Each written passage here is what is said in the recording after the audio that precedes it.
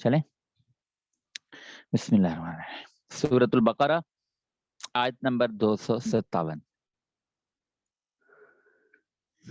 نئے ایڈیشن کا 189 نمبر صفحہ 189. بسم اللہ الرحمن الرحیم. اللہ ولی الذین آمنوا یخرجهم من الظلمات الى النور والذین کفروا اولیاؤهم الطاغوت یخرجونهم من النور الى الظلمات اولئک اصحاب النار هم فیہا خالدون. پہلے مضمون گزر چکا کہ دین قبول کرنے میں کوئی جبر نہیں ہے، اور جو ایمان لایا اللہ پر اور شیطان کی اتباع نہ کی تو اس نے مضبوط کڑے کو پکڑ لیا. اب بتاتے ہیں کہ جو اللہ تعالیٰ کے احکام کو قبول کرتا ہے اللہ اس کے دوست اور ساتھی بن جاتے ہیں، اور جو قبول نہیں کرتا اس کے ساتھی شیطان ہی بنے رہتے ہیں. اللہ ولی الذین آمنوا، اللہ ساتھی ہے ان کا جو ایمان لائے. یخرجہم من الظلمات الی النور، نکالتا ہے اللہ ان کو اندھیروں سے روشنی کی طرف. والذین کفروا، اور جو لوگ کافر ہوئے، اولیاؤہم الطاغوت، ان کے ساتھی شیطان ہیں. یخرجونہم من النور الی الظلمات، نکالتے ہیں ان کو روشنی سے اندھیروں کی طرف. اولئک اصحاب النار، یہی لوگ ہیں دوزخ میں رہنے والے، آگ والے، دوزخ میں رہنے والے. ہم فیہا خالدون، وہ اسی میں ہمیشہ رہیں گے.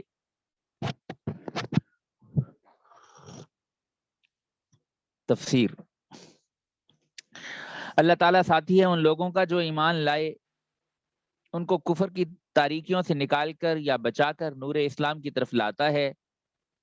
اور جو لوگ کافر ہیں ان کے ساتھی انسانی اور جناتی شیطان ہیں، وہ ان کو نور اسلام سے نکال کر یا بچا کر کفر کی تاریکیوں کی طرف لے جاتے ہیں. ایسے لوگ جو اسلام کے بجائے کفر اختیار کریں دوزخ میں رہنے والے ہیں، اور یہ لوگ اس میں ہمیشہ ہمیشہ کے لیے رہیں گے. ربط. اہل ایمان کے نور اور اہل کفر کے ظلمات کا ذکر ہوا. آگے اس کی تائید اور نظیر کے طور پر 3 قصے بیان فرمائے ہیں، جن میں حضرت ابراہیم علیہ السلام کو اور ایک اور بندہ خدا کو نور ہدایت اور قوت ایمان عطا ہونا، اور نمرود کا گمراہی اور کفر کی ظلمت میں گرفتار ہونا مذکور ہے. الم تر الی الذی حاج ابراہیم فی ربہ ان آتاہ اللہ الملک اذ قال ابراہیم ربی الذی یحیی ویمیت قال انا احیی وامید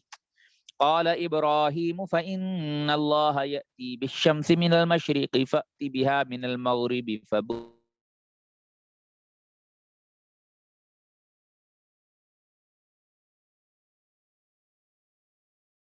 الذی کفر واللہ لا یہدی. الم ترى،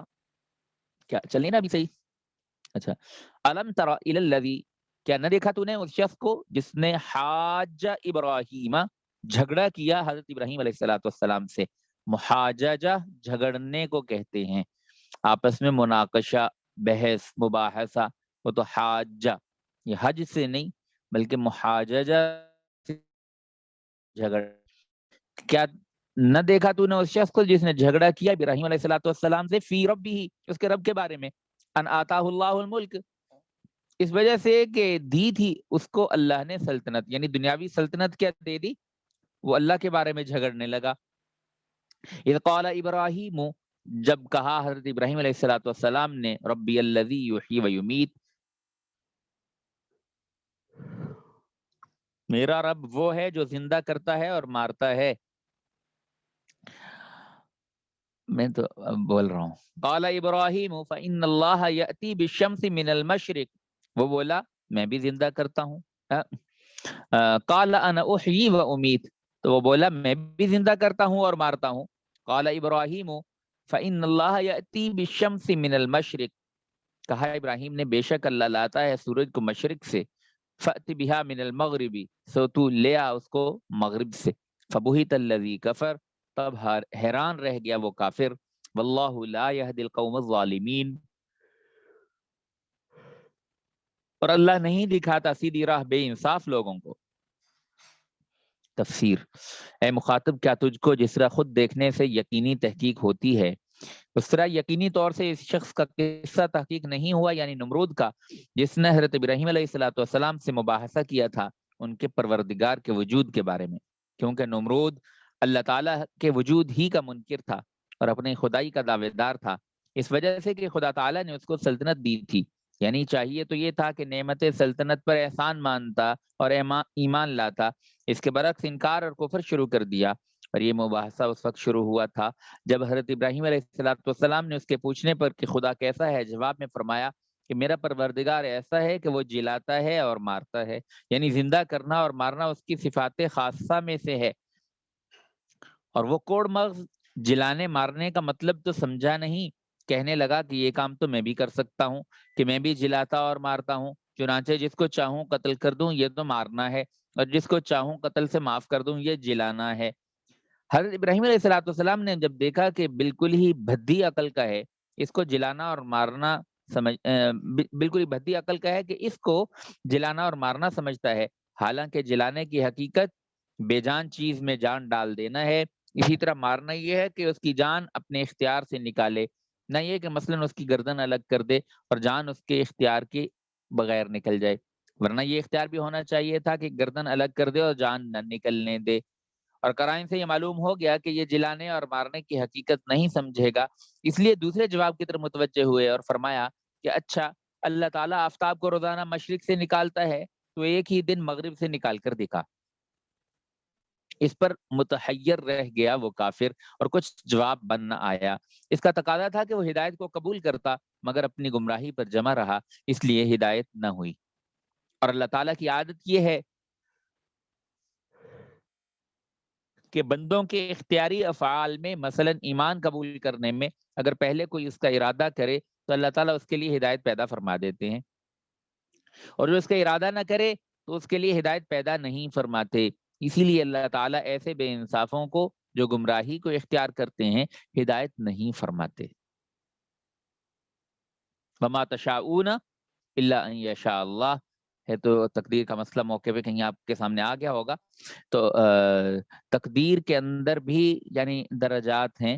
اور اختیار کے اندر بھی، یعنی آدمی کو یہ اختیار ہے کہ آدمی اپنے حریت ارادہ سے، ارادے کی آزادی سے جو کرنا چاہے اس کی نیت کر لے کہ میں یہ کروں گا، یعنی جو چاہنا چاہے وہ چاہ لے۔ وما تشاؤون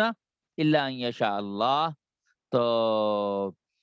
یعنی انسان جو پھر چاہے گا اللہ تعالیٰ اس کو وجود دے دیں گے، یعنی انسان اگر آنکھیں اللہ نے دی ہیں، انسان دیکھنا چاہتا ہے تو دیکھنا چاہتے تو وہ صرف نگاہوں کو پھیرتا ہے تو اللہ تعالیٰ اس کے اس فعل کو وجود دے دیتے ہیں، اگر چاہتے اللہ تعالیٰ تو انسان کے چاہنے اور آنکھیں کھول کے ٹکٹکی لگا دینے کے باوجود نظر نہ آتا، اللہ اس پہ بھی قادر ہے، لیکن نہیں، سنت اللہ تعالیٰ نے یوں ہی جاری کی ہے کہ انسان جب کسی طرف اپنا ارادہ کر کے اس کے یعنی جو اسباب ہیں پیدا کرے گا تو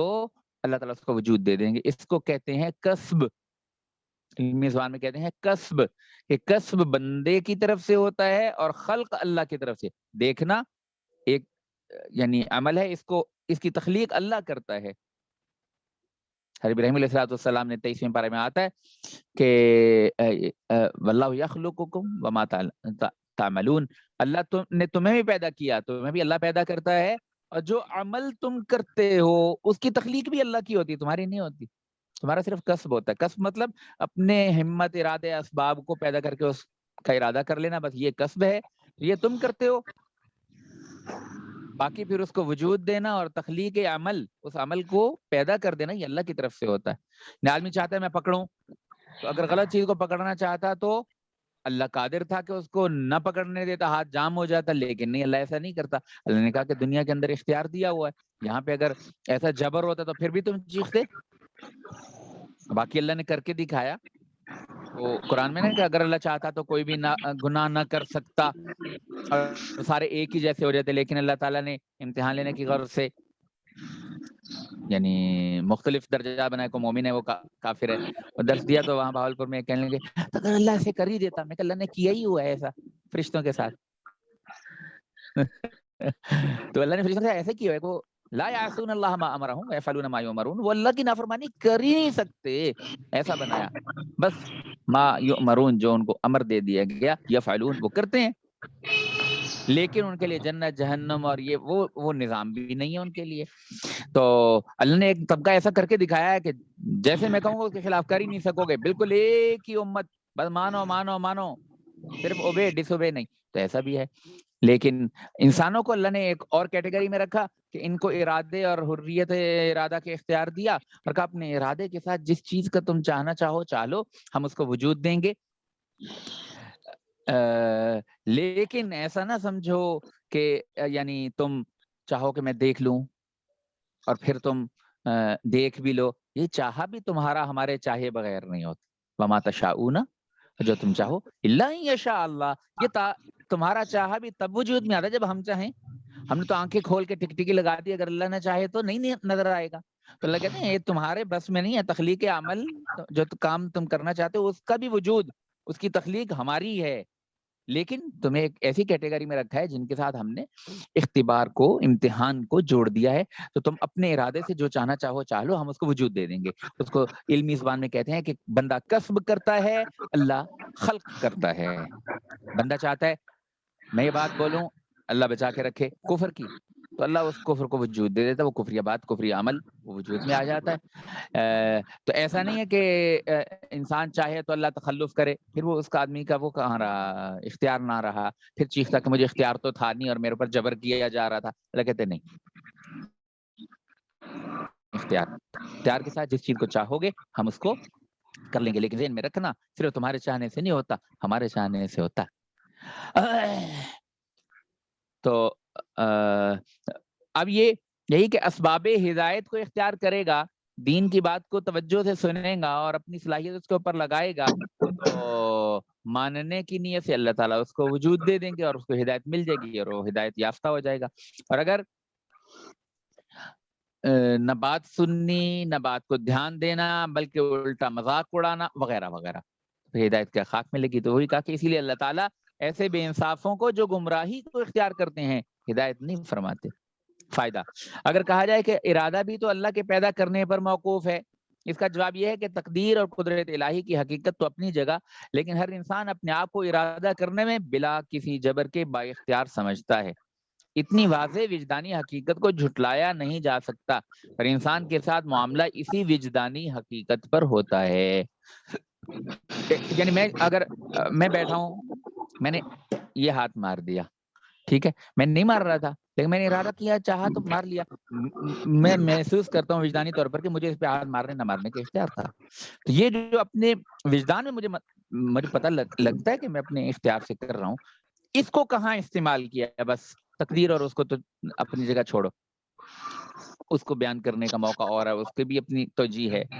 لیکن یعنی یہ جو وجدانی اختیار ہے اس کا وجود تو ہر آدمی اپنے اندر محسوس کرتا ہے، تو وہ جو وجدانی اختیار ہے اس کو کہاں استعمال کیا، بس اس کے اوپر سارا اختبار کا اور ابتلا کا تعمیر کھڑی ہے۔ فائدہ نمبر 2، بعض لوگوں کو یہ شبہ ہوا کہ نمرود کو یہ کہنے کی گنجائش تھی کہ اگر خدا موجود ہے تو وہی سورج کو مغرب سے نکالے۔ اس شبہ کا دفعہ اس طرح سے ہے کہ اس کے قلب میں بلا اختیار یہ بات پڑ گئی ہوگی کہ خدا ضرور ہے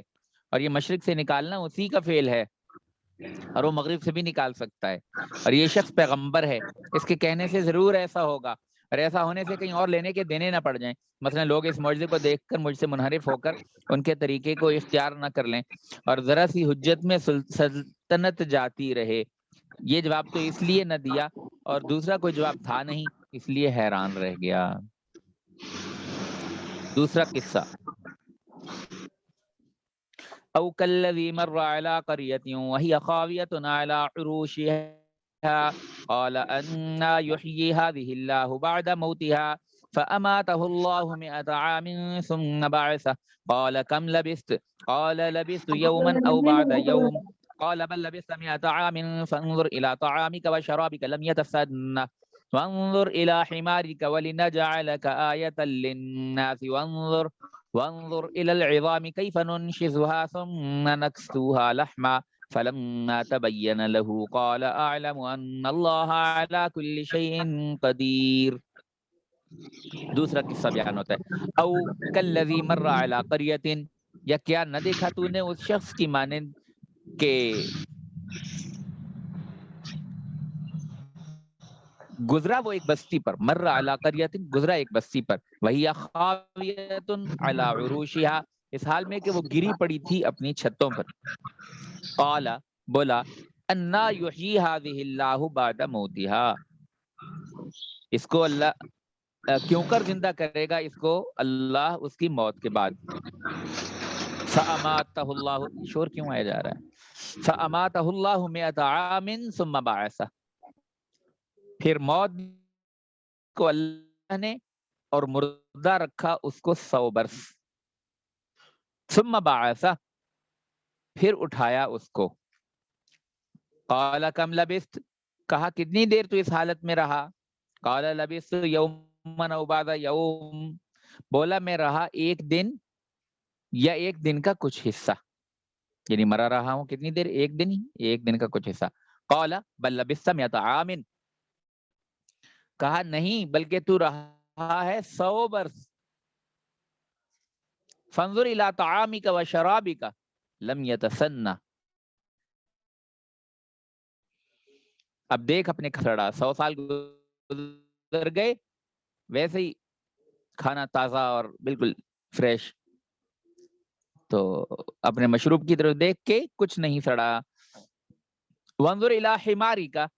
اور دیکھ اپنے گدھے کی طرف، وَلِنَجْعَلَكَ آیَةً لِلنَّاسِ، اور ہم نے تیرے ساتھ جو کیا وہ اس لیے تاکہ ہم بنائیں تجھ کو نمونہ، آیتن نشانی یعنی نمونہ بنائیں، للناسی لوگوں کے لیے۔ وانظر الی العظام، اور دیکھ ہڈیوں کی طرف، کیف ننشزها ثم نکسوها لحما، کہ ہم ان کو کس طرح ابھار کر جوڑ دیتے ہیں پھر پہناتے ہیں ان کو گوشت۔ فلما تبین له، پھر جب ظاہر ہوا اس پر یہ حال،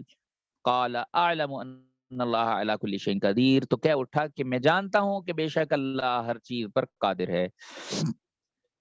تفسیر، کیا تم کو اس طرح کا قصہ بھی معلوم ہے کہ ایک شخص تھا کہ چلتے چلتے ایک بستی پر ایسی حالت میں اس کا گزر ہوا کہ اس کے مکانات اپنی چھتوں پر گر گئے تھے، یعنی پہلے چھتیں گریں پھر ان پر دیواریں گر گئیں، مراد یہ ہے کہ کسی حادثہ سے وہ بستی ویران ہو گئی تھی اور سب آدمی مرمرا گئے تھے۔ وہ شخص یہ حالت دیکھ کر حیرت سے کہنے لگا کہ معلوم نہیں اللہ تعالیٰ اس بستی کو یعنی اس کے مردوں کو اس کے مرے پیچھے کس کیفیت سے قیامت میں زندہ کریں گے۔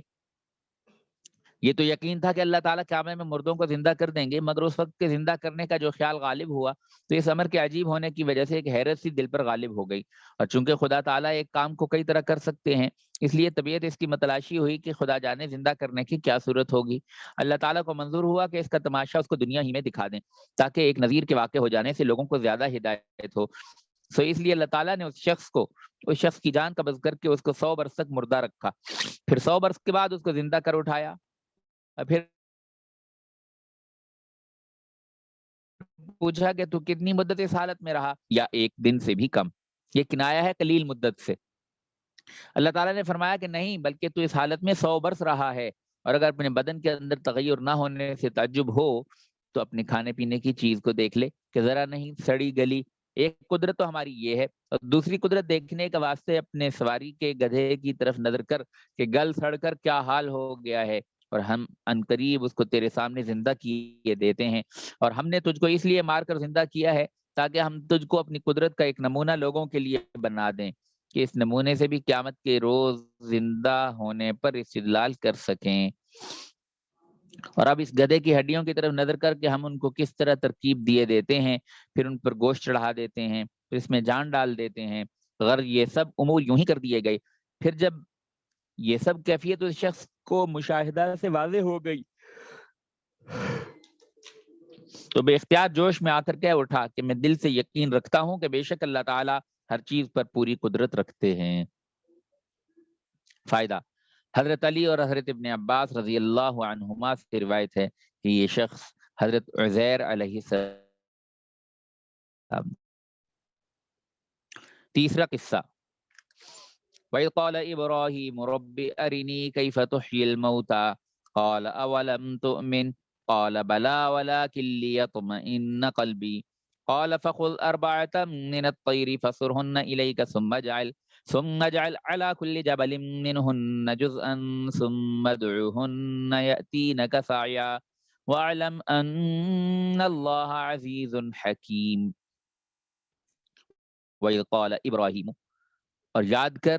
جب کہا ابراہیم علیہ الصلوۃ والسلام نے ربی ارینی کیف تحیی الموتیٰ، اے میرے رب دکھا دے مجھ کو کیسے زندہ کرے گا تو مردوں کو۔ قال اولم تؤمن، فرمایا کیا نہیں تم یقین رکھتے؟ قال بلا، کہا کیوں نہیں، ولکن لیطمئن قلبی، لیکن یہ درخواست ہے اس واسطے کہ مطمئن ہو جائے میرا دل۔ قال، فرمایا فخذ اربعۃ من الطیر، تو پکڑ لے 4 پرندے، فصرہن الیک،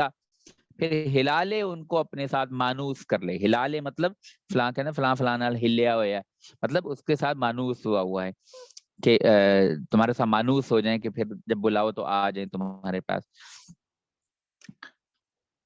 فصرہن الیک، پھر ہلا لے ان کو اپنے ساتھ۔ ثم اجعل علی کل جبل منہن جزءا، پھر رکھ دے ہر پہاڑ پر ان کے بدن کا ایک حصہ۔ ثم ادعوہن، ثم ادعوہن، پھر بلا ان کو، یاتینک سعیا، چلے آئیں گے تیرے پاس اڑتے ہوئے۔ وَاعْلَمْ أَنَّ اللَّهَ عَزِيزٌ حَكِيمٌ، اور جان لے کہ بے شک اللہ زبردست ہے، حکمت والا ہے۔ تفسیر،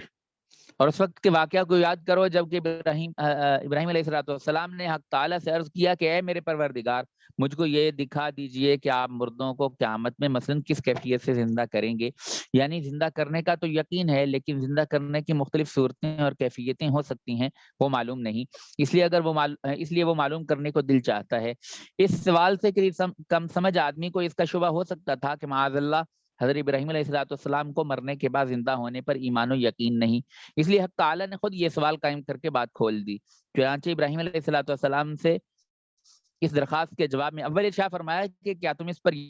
یقین نہیں رکھتے؟ انہوں نے جواب میں عرض کیا کہ یقین کیوں نہ رکھوں، لیکن اس غرض سے یہ درخواست کرتا ہوں کہ میرے قلب کو زندہ کرنے کی معین صورت کے مشاہدہ کرنے سے سکون ہو جائے اور ذہن دوسرے احتمالات سے چکر میں نہ پڑے۔ ارشاد ہوا کہ اچھا تو تم 4 پرندے لو، پھر ان کو پال کر اپنے ساتھ ہلا لو تاکہ ان کی خوب شناخت ہو جائے کہ یہ فلاں ہے یہ فلاں ہے۔ پھر سب کو ذبح کر کے اور ہڈیوں پروں سمیت ان کا قیمہ سا کر کے اس کے کئی حصے کرو، اور کئی پہاڑ اپنی مرضی سے انتخاب کر کے ہر پہاڑ پر ان میں سے ایک ایک حصہ رکھ دو، اور پھر ان سب کو بلاؤ، دیکھو تمہارے پاس زندہ ہو کر تیزی سے اڑتے چلے آئیں گے۔ قیامت کے دن بھی اسی طرح ہوگا کہ اللہ تعالیٰ حکم دیں گے کہ زندہ ہو جاؤ، تو ریڑھ کی نچلی ہڈی کا خلیہ بڑھ کر زندہ انسان بن جائے گا۔ اور خوب یقین رکھو اس بات کا کہ حق تعالیٰ زبردست قدرت والے ہیں، سب کچھ کر سکتے ہیں، لیکن اس کے باوجود وہ کام کرتے ہیں جن کا تقاضا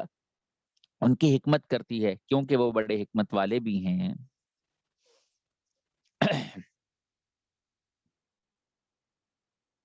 بس